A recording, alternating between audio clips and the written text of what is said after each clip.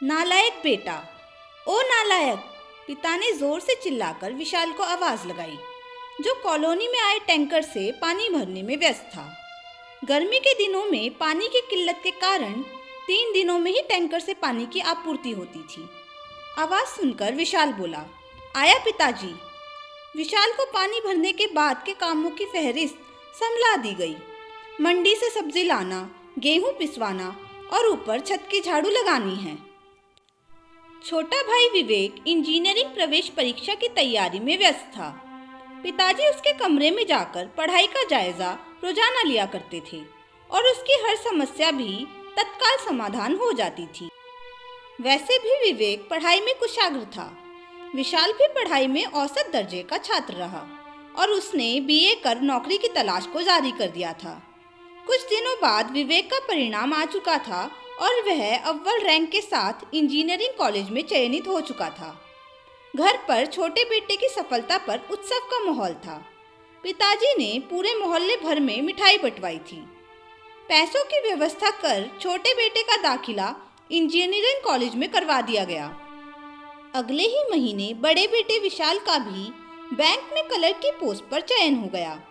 पर आज घर में मां के सिवा किसी को भी इस सफलता पर बधाई देते हुए नहीं सुना गया।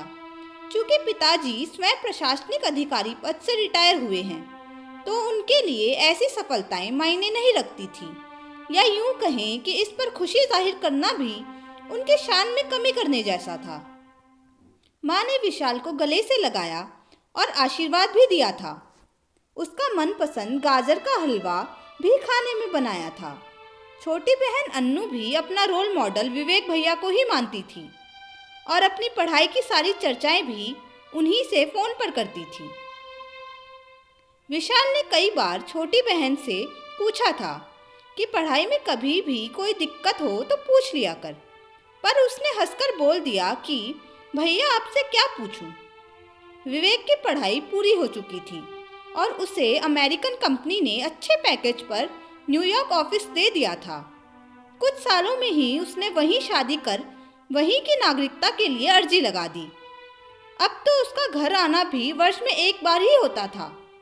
विवेक ने फोन पर ही शादी की खबर भी 1 वर्ष बाद ही बच्चे होने की खबर के साथ ही घर पर दी थी।